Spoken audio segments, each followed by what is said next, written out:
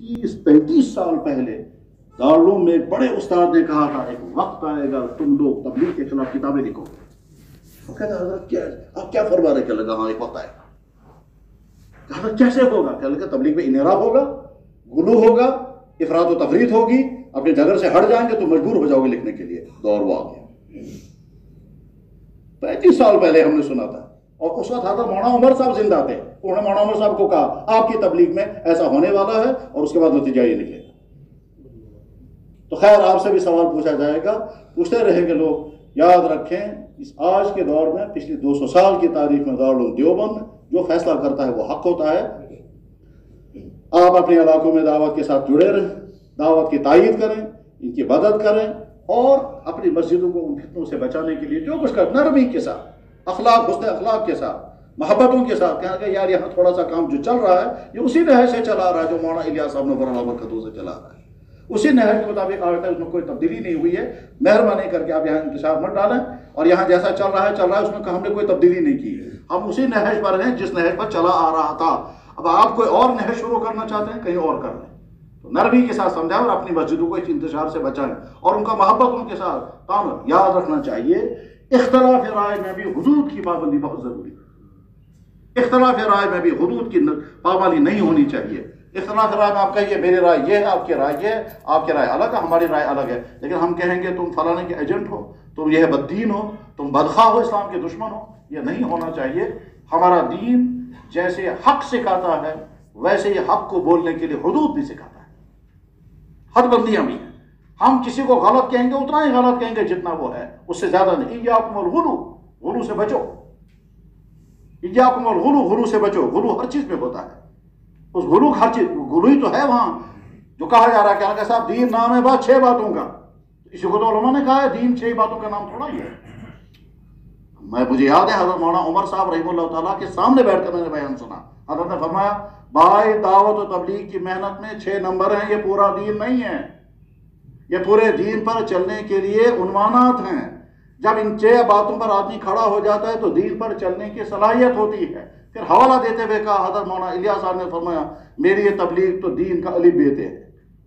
अब जब इसके मुकाबले में कोई साहब ये कहने लगे सारा दीन यही 6 नंबर है, इसके अलावा कुछ नहीं है, इसका मतलब यह है कि वो जो हमने अहादीस और फिका की किताब में अबवाब दर अबवाब पढ़े हैं वो क्या है।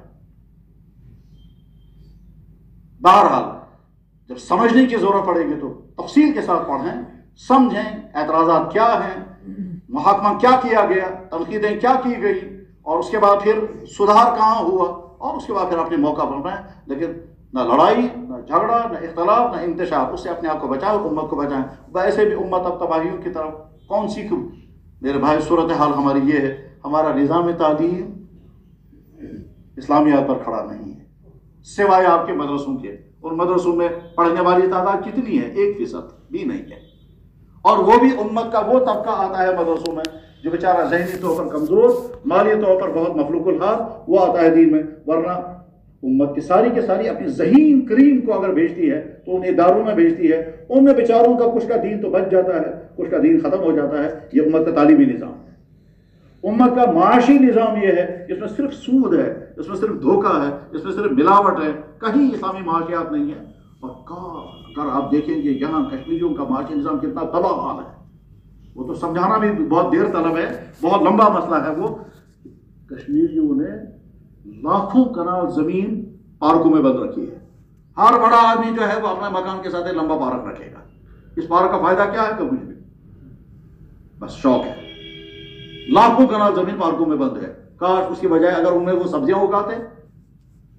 सारे कश्मीरी जो हैं वो खा रहे हैं बाहर की चीजें, अपनी इंडस्ट्री बनाते तो यहाँ के हजारों इंसानों को रोजगार मिलता, मगर खा रहे हैं उनके बनाए हुए बिस्किट, बल्कि अब तो उनके लाए हुए मुर्गे भी खा रहे हैं। कुछ पता नहीं है जबा किए हुए हैं या नहीं, खा रहे हैं सब मुर्गे। कैफेटेरियाओं में, पिज्जा हटों में और दूसरे इस तरह के ये जो जंक फूड के सेंटर होते हैं वहां जितने मुर्गे हैं सब बाहर के आते हैं और जबा किए हुए बगैर ही। अपने मुर्गे नहीं, गोश्त बाहर का ला रहे हैं, यहाँ पैदा कर सकते थे नहीं, तो माशी तौर पर मफलूकुल हाल, तालीमी एतबार से तबाह हाल, आगे चल करके और ज्यादा तबाह हो जाएंगे। यहाँ एक ऐसी तालीमी निज़ाम आएगा जिसमें यहाँ के लोग सिर्फ लेबर क्लास तो बनेंगे, ऊपर हाई क्लास कुछ और लोग आए। अब इन्हीं में अब कौन कौन सा पहलू है जिस पहलू کہ ہمیں فکر، تو لہٰذا اس انتشار سے اور زیادہ خرابیاں. میرے بھائی اللہ تعالیٰ شان نے ہم کو اہم ترین منصب عطا فرمایا، جس منصب کے ذریعے سے ہم دین کی بہت ساری خدمت کر سکتے ہیں، امت کا سدھار کر سکتے ہیں، امت کے توقعات کو سدھار سکتے ہیں. مطلب دیکھیے یہاں کی شادیاں ہیں، معاشرتی زندگی ہماری، اللہ اکبر، دفتروں میں جتنا کرپشن یہاں کے مسلمان کرتے ہیں، یہاں کے بازاروں میں ملاوٹ جیسے یہاں کے مسلمان کرتے ہیں، یہاں کے گھروں میں جس طرح سے مسلمان ظلم کرتے ہیں، بھائی بھائیوں پر، والدین اولادوں پر، اولادیں والدین پر، میاں بیوی کا آپس میں وہ تو طوفان ہے، اس میں تو کہنا ہی کیا ہے. کل ہی مجھے کہہ رہے تھے وہ دو میاں بیوی دونوں مسلمان بنے ہیں، دونوں مسلمان بنے ہیں اور باہر کے ہیں، کشمیر میں اس وقت ہے. وہ کہتا تھا جی میرے والدین کہتے ہیں مسلمان اتنے خراب لوگ ہیں، اتنے بد اخلاق ہیں، تم کیسے مسلمان بن گئے؟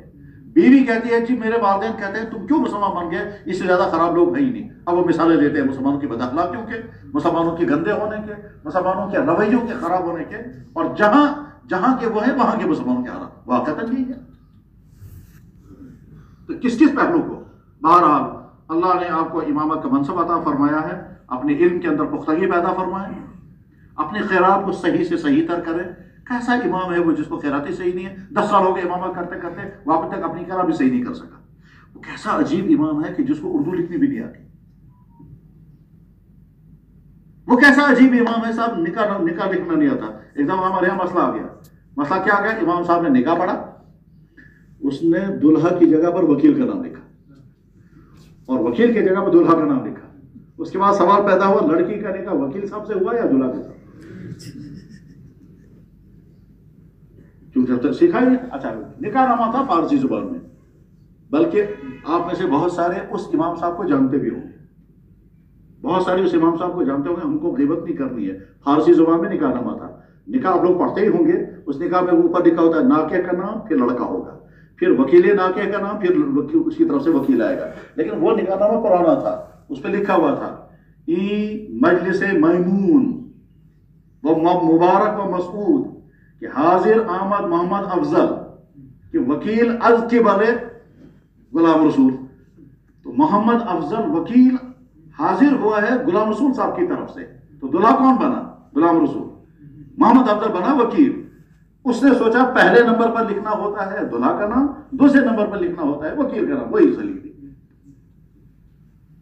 یہ ساری چیزیں سیکھنی ہے، جنازہ پڑھانا، نکاح پڑھانا. جس محلے میں آپ رہتے ہیں وہاں کے لوگوں کی خوشی اور غمی میں ضرور شریک ہونا چاہیے، خصوصاً غم میں. میرے بھائی، میں ایک امام صاحب کو جانتا ہوں جو محلے کا ایک شخص سخت اس کا مخالف تھا، اور وہ ہے نا وہ محبتی ذہن کا آدمی. آپ جانتے ہیں محبین کن کو کہتے ہیں، اسی ذہن کا تھا وہ. ٹھیک، اس کی ماں یا اس کی بیوی بیمار ہو گئی اور وہ کینسر کے شکار. یہ امام صاحب بار بار جاتا تھا، اس کو مزاج پرسی کرتا تھا، 3 بوتل اس دماغ پہ خبریں کا سا بس اس کا پلٹ گیا. کیا لگے گا اسے انتماج خبر صاحب دو بس. اس کے بعد پھر مسجد کا نظام سارا بدل گیا اس کے حسن اخلاق کی وجہ سے. تو محبتیں برتیں، ان کی خوشیوں میں شامل ہو جائیں، ان کے غموں میں شامل ہو جائیں، اور ساتھ میں معاشرے پر نظر رکھیں باطل کہاں سے آ رہا ہے. باطل اس وقت کھلا کشمیر میں کچھ لوگ کام کر رہے ہیں، خدا ہے ہی نہیں. حضور کی توہینیں ایسی ہوتی ہیں کالجوں میں، کچھ یہ ملحد قسم کے لوگ، اسی طرح سے بے شمار وہ لوگ کھڑے ہو گئے ہیں، بے شمار یہ اسلامی سکالر کے نام پر ہیں اور ایسی تحریفات کر رہے ہیں. وہ ایک صاحب ہے وہ گاندھی صاحب کے نام سے، کوئی انجینئر صاحب کے نام سے، کوئی کسی نام سے، کوئی شیخ رفیق کے نام سے، کوئی شیخ کچھ محمد کے نام سے. قسم کے افراد کھڑے ہو گئے اور چونکہ آج کا ایمان والا کمزور علم کے اعتبار سے، عمل کے اعتبار سے پہاڑی کے پیچھے دوڑنے لگ رہا ہے. ان تمام چیزوں پر نظر رکھنی ہے. بہرحال یہ منتشر باتیں ہو گئی آپ کے سامنے، یہ سارے پہلو جی چاہتا تھا سامنے آ جائیں، کیونکہ اللہ نے قیمتی ترین طبقے سے بات کرنے کا موقع عطا فرمایا. ہم سمجھتے ہیں یہ ایک سے بات نہیں ہو رہی ہے، ان کے ذریعے سے ہو سکتا ہے ہزاروں تک یہ بات پہنچے. جب یہ سمجھیں گے کہ اب ہم جس منصب پر کھڑے ہیں یہ منصب کتنا عظیم ہے. میرے بھائی، خیال آتا ہے کہ جب ہم ممبر پر بیٹھتے ہیں، اللہ اکبر، حضرت عثمان ابن عفان رضی اللہ عنہ جب جناب رسول اکرم صاحب دنیا سے تشریف لے گئے، حضرت صدیق اکبر رضی اللہ عنہ ممبر پر نہیں چڑھ پائے. میں کیسے بیٹھوں گا اس میں؟ تو دوسرے درجے پر بیٹھے ساری زندگی، دوسرے درجے پر. پھر حضرت عمر فاروق رضی اللہ عنہ خلیفۃ المسلمین بنے تو نیچے پہلے بار بیٹھے، وہ دوسری بار نہیں. وہ کہتے تھے تو خلیفۃ المسلمین صدیق اکبر کا مقام میں وہاں نہیں بیٹھ سکتا، کیونکہ حضرت عمر بن خطاب بہت زیادہ باادب تھے، بہت زیادہ باادب. اس باادب ہونے کی مثالیں حدیثوں میں موجود ہیں. مثلا وہ کہنا چاہتے ہیں حضور صدیق اکبر اور میری میٹنگ ہو رہی تھی. وہ یہ نہیں کہتے، وہ کہتے ہیں حضور اور صدیق اکبر میٹنگ کر رہے تھے، میں بھی وہاں حاضر تھا. یہ ترمذی میں حدیث ہے، ترمذی میں حدیث اسی طرح سے حضور اور صدیق اکبر مسلمانوں کے معاملات کے سلسلے میں مشورہ کر رہے تھے، میں بھی وہاں حاضر تھا. یا یہ کہنا چاہتے ہیں اپنے بارے میں وہ انسان ہوں جس انسان نے تجویز پیش کی اللہ نے تائید کی، میں وہ ہوں. یہ کہنا چاہتے ہیں، پر یوں نہیں کہتے. کہتے میں وہ انسان ہوں کہ اللہ حکم دیتا تھا اور عمر بھی تائید کرتا تھا. اصل میں کہنا کیا تھا؟ وافقانی ربی، میں وہ انسان ہوں کہ میں تجویز دیتا تھا، اللہ کہتا تھا یہی کرو جو عمر کہہ رہے ہیں، مگر کہتے تھے وافقت ربی، میں نے اپنے رب کی تائید کی ہے ادب کی وجہ سے. یہی عمر بن خطاب رضی اللہ عنہ جو حضور کے پاس آتے تھے تو ناخن سے دروازہ بڑھ جاتے تھے کہیں بے ادبی نہ ہو جائے. خیر حضرت عمر بن خطاب پہلے درجے پر بیٹھتے تھے. اب جب حضرت عثمان آئے تو وہ سوچا کہ میں کہاں جاؤں گا، وہ تو 3 ہی درجے ہیں، اس سے نیچے تو ہے ہی نہیں ہوا کوئی درجہ. اس سے ہم سمجھ سکتے ہیں ممبر کا مقام کیا ہے. ہمارے بزرگوں کا مزاج جو یہ ہے، وہ تو کہتے ہیں ممبر پر بیٹھنا ہی نہیں ہے. یہ جمعے کے بیان کے لیے بھی ہم الگ کرسی رکھیں گے، اس پر ہم نہیں بیٹھیں گے. وہ تو خطبہ پڑھنے کے لیے مجبوراً اس پر بیٹھیں گے. اور ہمارے تمام بزرگ حضرت تھانوی، حضرت مولانا قاری طیب صاحب، حضرت علامہ انور، یہ تمام حضرات کبھی تیسرے نمبر پر نہیں بیٹھتے تھے. کہتے تو حضور کا منصب تھا. صدیق اکبر چونکہ امت میں سے تھے، ہم بھی امتی ہیں، یہ بھی غصہ کہ ہم کر لیں گے اس پر. ہمارا امام جب بیٹھتا ہے، اللہ اس بیچارے کو پتا ہے یا نہیں کہ میں کہاں بیٹھا ہوں، لیکن حقیقت یہ ہے کہ بہت اونچی منصب. اپنے اس منصبوں کا احترام کریں اور یاد رکھیں اگر آج کی عوام وہ قدر نہیں کر رہی ہے، اگر آج کی عوام اپنی اماموں کی معاشی کفالت نہیں کر رہی ہے، تو آپ کم سے کم پر اتفاق کریں اور کہ یا اللہ ایک وقت آئے گا مسجدیں عالیشان ہوں گی، امام نہیں ہوگا. ہم جب تک ہیں کم سے کم نمازیں ہمارے ذریعے سے قائم ہیں، نمازیں ہمارے ذریعے سے آباد ہیں، مسجد ہمارے ذریعے سے آباد ہے. ہم اس مسجد کو صرف عبادت گاہ نہیں، اپنی مسجد کو ہم تعلیم گاہ بھی بنائیں گے، مشورہ گاہ بھی بنائیں گے، اصلاح گاہ بھی بنائیں گے. یہیں سے ہم محلوں کے پورے نظام چلائیں گے. اگر امام کے اندر یہ شعور ہوگا تو یاد رکھیں ہماری مسجدیں نہ جانے کتنی چیزوں کے مرکز بن سکتے ہیں. بخاری میں تو کہتا ہے کہ فیصلے بھی مسجد میں ہوتے تھے، عدالتیں بھی مسجد میں چلتی تھی، تعلیم بھی مسجد میں ہوتی تھی، فقیروں کو بھی مسجد میں مال تقسیم کیا جاتا تھا، مہمانوں کو بھی مسجد میں ٹھہرایا جاتا تھا، یہاں تک کہ اگر کفار آتے تھے ان کو بھی مسجد میں ٹھہراتے تھے. سمامہ بن اسال کافر تھے، مسجد میں ٹھہرایا گیا. نجران کی عیسائیوں کا وفد ہے، مسجد میں ٹھہرایا گیا. تو مسجد کو ہم مرکز بنائیں گے اور اسی سے دعوت کا کام بھی چلائیں گے. اور دعوت کے کام کی جتنی تائید ہو سکے تائید کریں، تعاون دیں، ان کی تعلیم کریں، ان کے مشوروں میں بیٹھیں، بیانات کریں اور لوگوں کو دعوت کے ساتھ جوڑیں. اس کے نتیجے میں انشاءاللہ اگر ہمارے ذریعے سے کوئی آدمی دعوت کے ساتھ جڑا تو صدقہ جاریہ ہمارا ہوگا. کیونکہ بگڑا ہوا انسان دعوت کے ساتھ جڑے گا، ساری زندگی اگر دین پر کھڑا ہو گیا تو بنیاد ہماری بنے گی. ہماری وہ 1-2 منٹ کا مشورہ. وآخر دعوانا ان الحمدللہ رب العالمین برحمتک یا ارحم الراحمین. کریں مختصر سی دعا. بیٹھو.